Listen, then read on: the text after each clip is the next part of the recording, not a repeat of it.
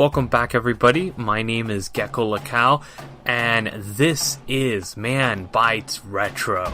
And what we do here, every week there's a new voice that brings forward their favorite person in film history, and we present that voice to you. So please stay tuned for the show.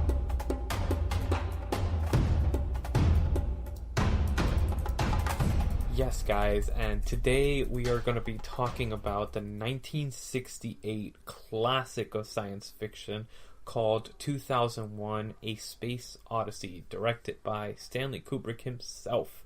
And this is my third favorite film of all time, so this holds a special coveted spot for me.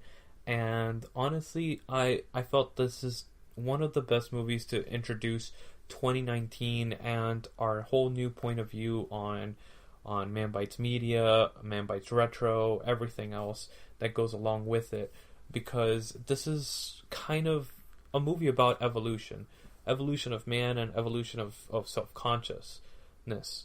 And this is based on, before I go into that, I want to go into some of the backstory of this movie. This is written by Arthur C. Clarke and Stanley Kubrick, and it is actually derived from the short story of Arthur C. Clarke, the Sentinel. And it's basically, the whole story is the evolution of man and how man was manipulated by this outside force, the monolith, the black monolith that you see in pretty much everything nowadays of 2001. The whole thing is basically, it starts off with this beautiful piece of music and a black screen, and it kind of enthralls you. This is a very silent film, a very intellectual film. You have to approach this with a sense of, alright, I have to sit down and really think this movie through. This is not a movie that you could just sit down and just start watching out of the blue, watch at a party, anything like that. This is a movie that will only benefit by watching it, concentrating on it, and focusing in on the concepts of this film. One of the movie then goes on for about 45 minutes with the evolution of man, in the sense of being apes, learning how to use weapons, and how that actually sets us on the pace that we are now. It sets the tone for who we become, who we are to be able to go and travel through space and go to the moon. And this is the next step in evolution, is when we find another monolith on the moon, and then it sends us on this odyssey to go to Jupiter. It sends out a radio signal all the way out to Jupiter, and we have to go follow the radio signal. What happens when you go to follow a radio signal? What happens when you're put on this mission for evolution, yet you don't know that it is for that? That's what the story analyzes, and it goes into. And then we were set on this journey from that point on, that it's kind of this moment of, we don't know what's going to happen next in this film. And I want to leave it right there for now, and I want to go into some of the concepts that go on in the beginning of this film. Some of the things, the main points of this is the fact that maybe we weren't just on this step of evolution, normal evolution. Maybe we weren't just set upon these paths by normal cases of evolution where we're adapting to our environment, we're this, that, and the other. Maybe what if there is an outside presence that actually gave us the guidance that we needed to be able to do what we are now? We're one of the few beings on this planet where we don't adapt to our planet. We make our planet adapt to us. And that kind of sets us apart from everything else. What sets us apart from everything else in the animal kingdom, though? How does that work, that we're the only ones that do that? Why are we special outside of all these creatures on this planet? And are we of this planet? And that kind of sets all these interesting patterns up. And this film is very intellectual because it sets all these questions that you cannot answer on your own, and you have to go and do these research. You have to go and have these deeper moments of thought on a film, which is amazing, because that's where a film actually takes you away from just your normal everyday talk about a movie just, oh, alright, it was fun, it was an action movie, blah blah blah. No, this actually gets you involved and gets you moving into a direction. Whether it be good, whether it be bad, it's completely up to you. And whether you agree with it or not, it's still a question that's brought up by the movie that you should look into, and look into what it entails. And they concentrated a lot on these concepts of kind of finding who you are. We go from being apes, from the ape moments, to seeing the monolith, to growing and learning to use weapons. Then what happens from that is ultra-violence, this crazy, outrageous violence that occurs in the next 2,000 years. Literally from that moment, 4,000 years, on, we literally grow from violence to violence to violence to violence. Obviously, there's beauty in between and all that, but there is violence, and that kind of sets us apart from most of the animals in this planet. And then the pinnacle of reaching the most violent that we ever became is World War II. And what comes out of World War II is the space race. So after all this violence, we're leaving our planet. We're trying to find something further than just this planet. And that's where I think we go on to the next step, which is seeing the monolith on the moon. And then we are again struck with this inspiration to tackle the cosmos, to not just stay on this planet and continue the tendencies of violence and continue the tendencies of war and all this stuff. And what do we do? We set a spacecraft with a few humans and a monolith inside the actual spaceship. Yes, there is a monolith in the spaceship. If you look closely, the HAL computer is actually a monolith with a red eye in the middle. What does that represent? So it represents the information, the technology, all the amazing things that we strive to do, yet the red eye. What does red represent? The violence that we also inherently have because of our visual aspects, our motivations are all there. So this film delves into those concepts, and it kind of gives you a clue in a look into humanity throughout this about an hour and a half at this point. And this movie runs about an hour and 42 minutes, so it's a little bit over. It's about an hour, 2 hours and 20 minutes. And the last half of this film is the whole time travel sequence, which is one of the most, I think, controversial parts of the film, in which it tackles the actual launching of Dave into the hyperspace sequence, which is one of the most amazing things ever seen. It really does. It has this interesting concept where it does like these visual effects, and it's pretty much been mocked by every sci-fi movie since. And this honestly is the pinnacle of science fiction, and it's the start of science fiction as a truly intellectual genre. Before this, it's been kind of like space operas and stuff like that, and nothing very serious was taken to space until this film, where it became an intellectual property, and it started becoming something that people could actually write valid stories and make things like Star Trek, Star Wars, all these things that came out of this one particular film, because we allowed it to be taken serious, not just this romp in space. So the hyperspace sequence, it's this very interesting kind of trippy aspect, and I mean, this is where they coined one of the phrases that they use, the taglines on the film is the ultimate trip.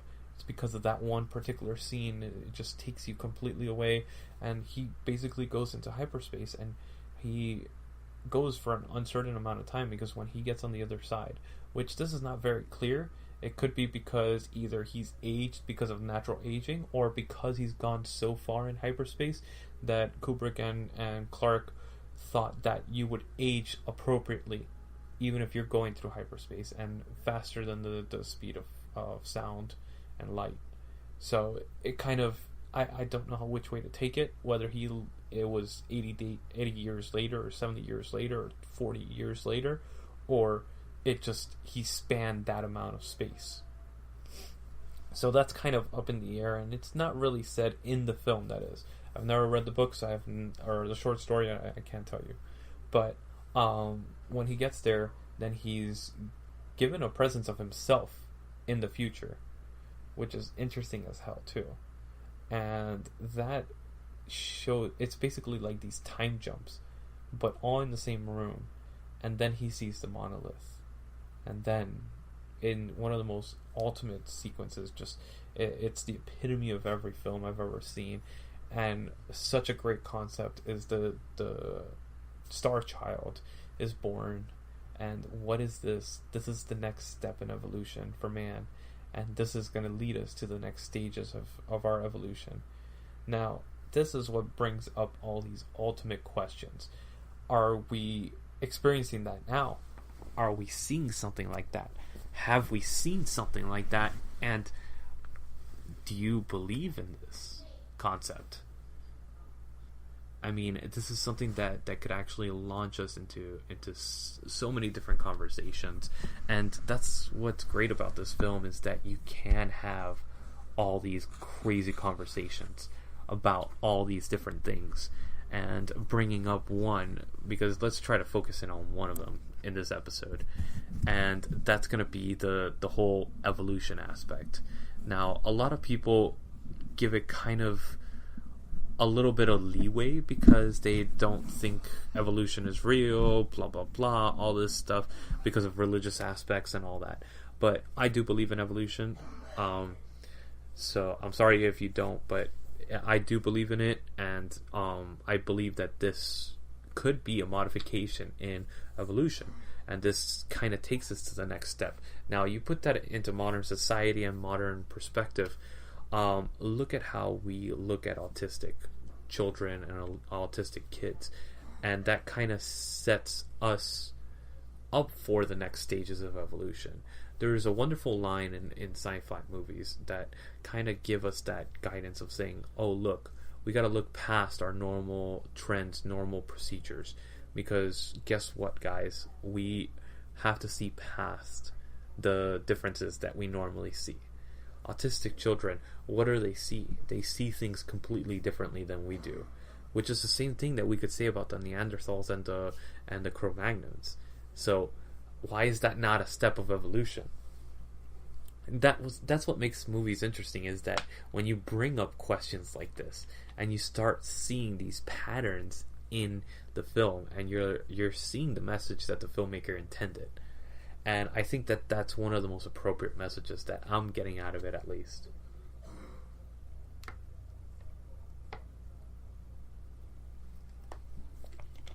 Now, some of the other things that are brought up in it, we talk about how man could evolve from this, and what maybe it's just an alien communicating with us.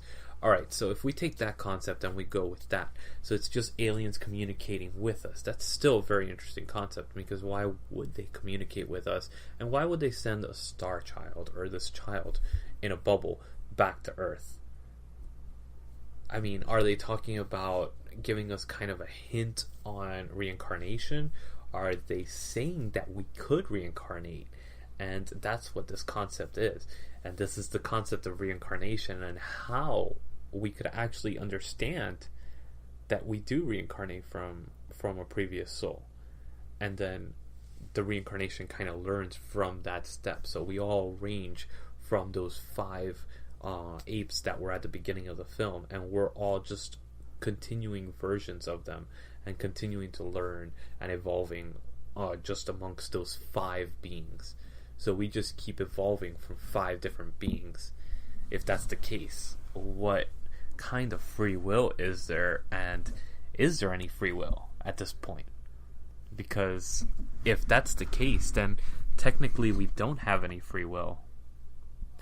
And that brings up a whole set of questions that I wouldn't be able to tackle in this episode, obviously, because it's a lot farther than I'm willing to tackle an issue.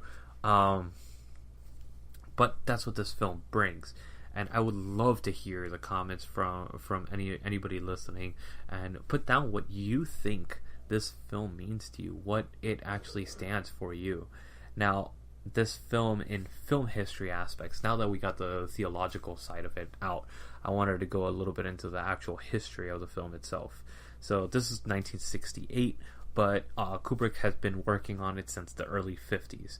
And this was one of the first major films using rear projection as a way of using special effects. This is also the first time that we actually see spaceships up close with a depth of field. Usually it's been kind of two-dimensional. It's somebody in the background moving a plate that has the image of the spaceship and all that stuff, and you could tell it's very badly done. This is the first time we actually see a three-dimensional image moving like if it's moving through space. And that those later concepts were used, these special effects that were invented in this film 10 years earlier were used in the major blockbusters like Star Wars, Aliens, all the other sci-fi movies that came out after it. And Stanley Kubrick was always groundbreaking in everything that he did, and even to the extent of the creation of the suits and the designs for the spaceships, everything was used and designed in a way that doesn't necessarily, it's not necessarily pleasing to the eye or pleasing to the filmmaker's eye. It's actually technically usable in a space like that. Kubrick is one of these eccentric as hell directors that actually designed things because he wanted them to be actually used for those things. So in the movie, there's no type of sound in space. The only thing that you hear when they're in their suits and outside is the people breathing, the movements that they are making in their suits, which is phenomenal because all these movies, all these sci-fi movies, they have the boom, boom, boom, and all the little shooting noises and the explosions and all that stuff. That doesn't exist in space. This is a real scientific film. This is science fiction, yes, but it's still based on science, and that's what sets this film apart from everything ever done before. Because yes, it's science fiction, but it's a serious science film.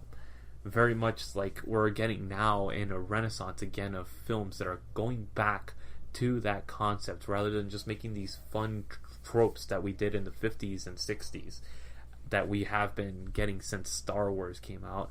Literally, that's all we've been getting. We haven't gotten into that renaissance again of intellectual space odysseys, and this is another renaissance that we're getting with Interstellar and, oh my god, so many other, Arrival, so many other movies that have so much higher concepts than just, oh, we're gonna have an action movie set in space with noises and there's no real science behind it. You're getting this the series on Netflix that came out, Lost in Space, that's really, really good, and it sets it apart from everything they've done before. And 2001 kind of set the bar for all these films that we're seeing now. This is the basis for all these things. So my comparison to it is, imagine a very intellectual version of Interstellar or Arrival mixed with WALL-E, because there is no sound for the first 45 minutes and it is very slow-paced film, but it is a very intellectual film, and it will make you want to learn more about space and learn about real things that are going on. So this is not something that you could just sit there and watch with a bunch of people, but you can enjoy it and sit and contemplate and have a conversation with other people about these issues. Sit around a coffee table and have these conversations that I'm having here. Bring up these points that I'm talking about and see if you see it. Because I'm pretty sure most of you have seen this film, and if you haven't, go out and watch it. It is a fantastic movie, and it's Stanley Kubrick. You can never go wrong with him. So, I mean, that's where I kind of chime in with it. And I actually wanted to play a little bit of audio from two of the main actors from the film. and I had the opportunity to see them in Orlando MegaCon this last year of 2018, actually. And it's Cara Dulia and Gary Lockwood talking about Stanley Kubrick and 2001. So I hope you guys enjoyed this episode, and I hope you guys stay on for this last segment of the last 10-15 minutes of them talking about Stanley Kubrick and 2001 Space Odyssey. Again, this is an amazing movie with so many cutting edge scenes and everything that I love about sci-fi.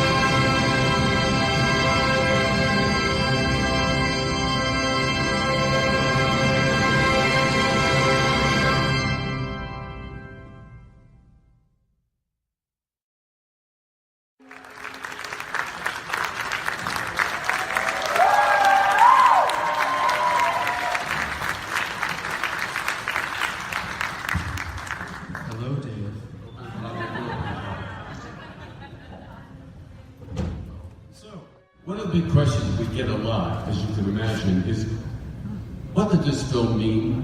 It's a very common question, and I did recently read... That's how Gary feels about it. I didn't mean it was the class. Having read a recent book by Michael Benson, if you want a book that tells you how this film, what it was really like to make, not just our section, but from the time that Stanley Kubrick decided that the Sentinel would make a good movie, and he and Arthur C. Clarke got together right up through the release of this movie 4 or 5 years later. Get a book by Michael Benson. It's a 400-page book, and I couldn't put it down. I literally could not put it down, and I learned so much about this film that I didn't know anything about. And I think it's called Odyssey. Do you remember the name of it? Space Odyssey. Space Odyssey. You know, okay, it's brilliant. Catchy. But what I want to talk about is that it talks about some of the answers that Stanley gave when he was questioned about the film. And my favorite, it's very simple. In trying to explain what does this film mean, how do you explain a Beethoven symphony in words? What is there an answer to that question? No, there isn't. Why?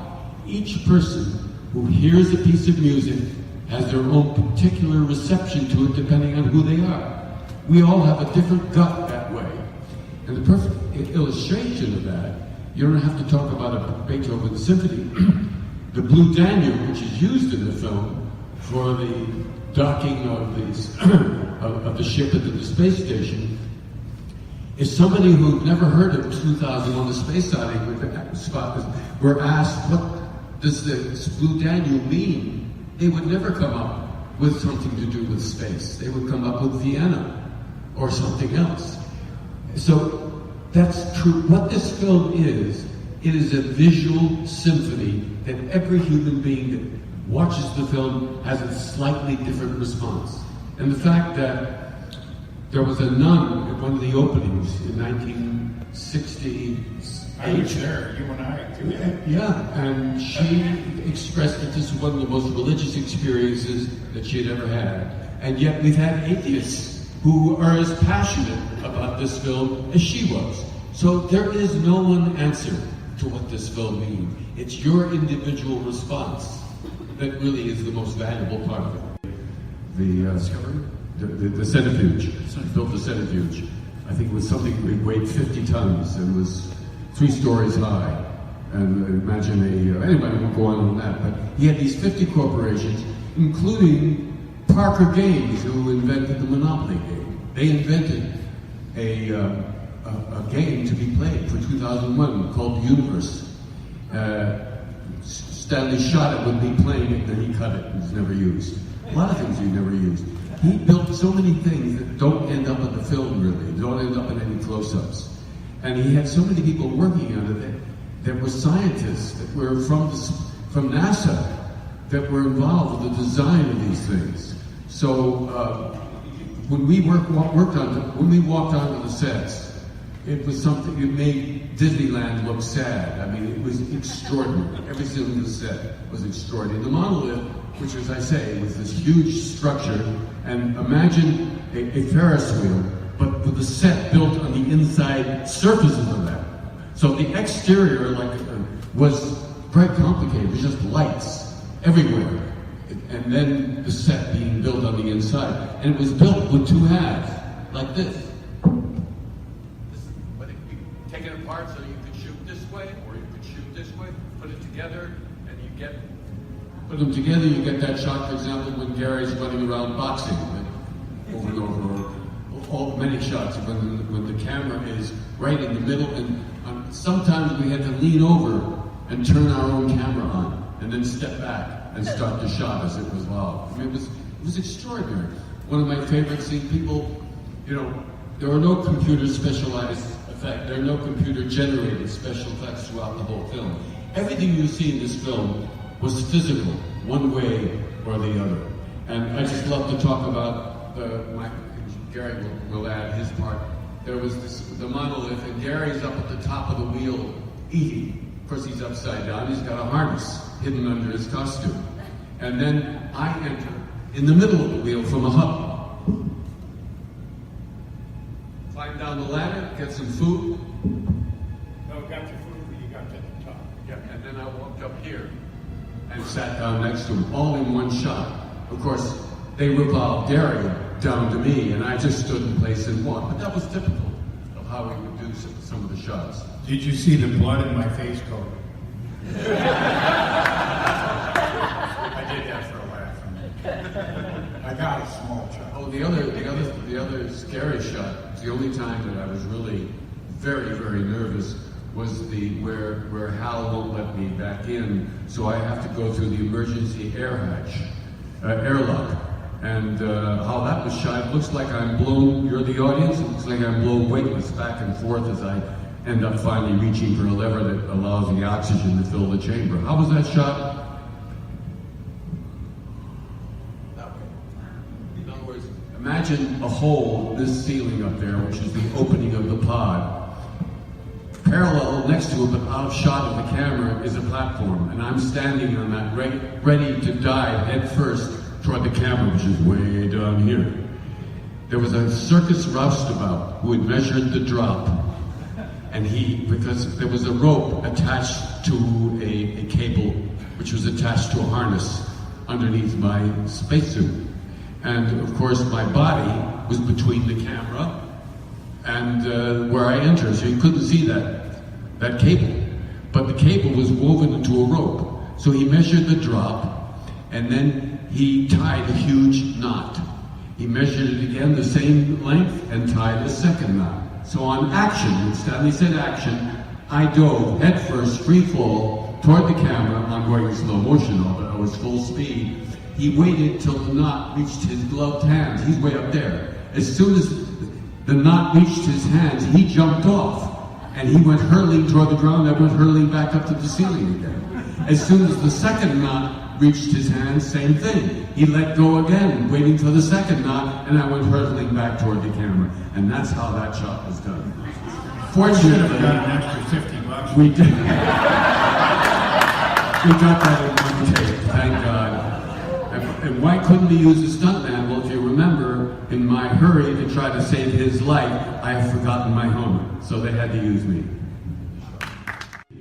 And he first was going to work with an actor by the name of Marty Paulson, but then he thought he was too New York.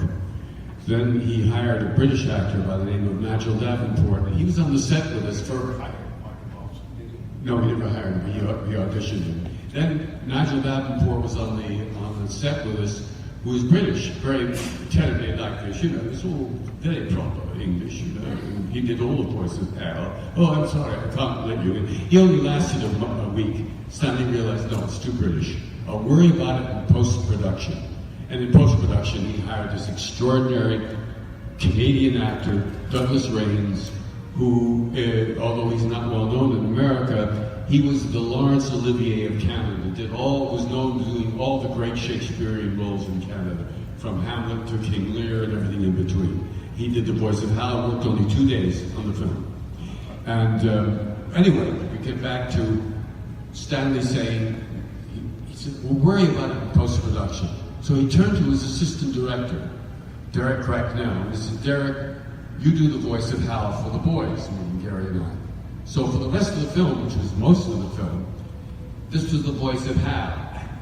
Oh, I'm sorry, I can't do that. It was all like this, you know. Yeah, it was like Michael Caine. It was all like this, you know what I mean? Yeah. That was the voice of God. That took acting. I'm sorry, kid. I can't blow the bloody doors Yeah, off. I'm sorry, darling. I can't help you. Daisy. I remember Jerry in particular, was he giving you line readings, or was he was all the research that he did something that informed him just letting you do you the way that he had fit you into his narrative? He never did his line readings, ever. I have a theory about great directors.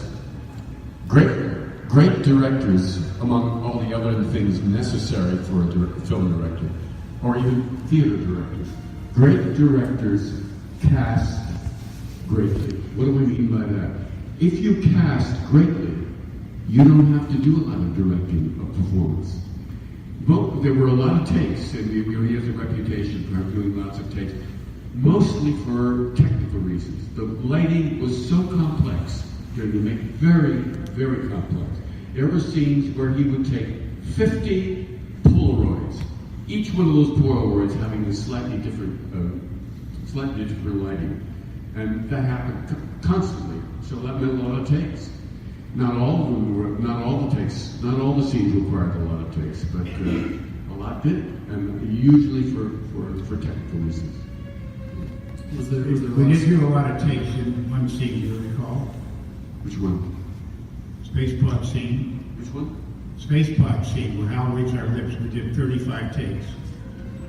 And I have to this day really tried to determine the difference between take 18 and take 29. And I thought, well, either Kubrick is being a total asshole, or, sorry, sometimes you got to use the word, right? And he's either being a real dickhead. These are scientific terms. These are very precise scientific terms. They would call it fast rally. And he was either being weird, or there was some difference, but after 35 takes he let us go, and I never could really figure out what part of it was BS and what part of it was genius. I never did. But I just wanted to just working with him was such a pleasure always. Oh, yeah. He never raised his voice. He was calm. He was open to suggestions. Didn't necessarily mean he would use them, but he was open to them. You never felt you were stepping on his toes. It was a pleasure every minute. I admired this man enormously. Well, I don't know. You may know this if you're fans of the film, but when the film had its world premiere in Washington and then New York the next night, and then Los Angeles a day or two later, the reviews came out, and 50% were just bad. They were very, very bad. The other 50 were very good, but it took a while for this film to take off. MGM was really worried. They even thought they might have to yank the film. So, yeah, it tells you what critics know, right? in the section that we were in. It was almost a totally visual experience. Oh, I do remember what I was going to say, so I'll get back to that. But one of the longest speeches I had in the film was a communication with Mission Control. It was very difficult to memorize because it was technological gobbledygook, and it was like learning a foreign language. So I went over it and over it and over it for weeks, and finally memorized it, and we shot it. Later on, in editing the film, Stanley decided that it was redundant. It was too similar to another scene where it was Mission Control speaking to us, so he never used it. But because of the way I've had to memorize it, it's with me to this day. And it went like this. Right here, and Mission Control, this is X-Ray Delta 1.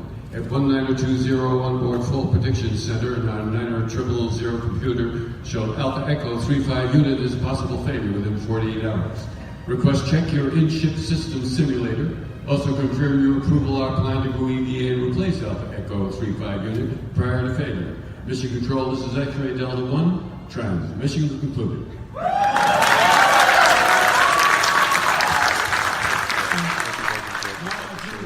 And I'll see you guys next week for another episode of Man Bites Retro. And FYI, guys, we're also doing a award show for 2018, and this is going to have multiple artists and all that stuff. That's going to be dropping on January 11th. That's a Friday, and it's going to have a bunch of musical artists and all of us reviewing movies of 2018. So we're going to have about 8 different reviews going on in that episode. So you're going to have plenty to watch and plenty to listen to. So I hope you guys enjoyed this episode, and I'll see you guys next week for another episode of Man Bites Retro.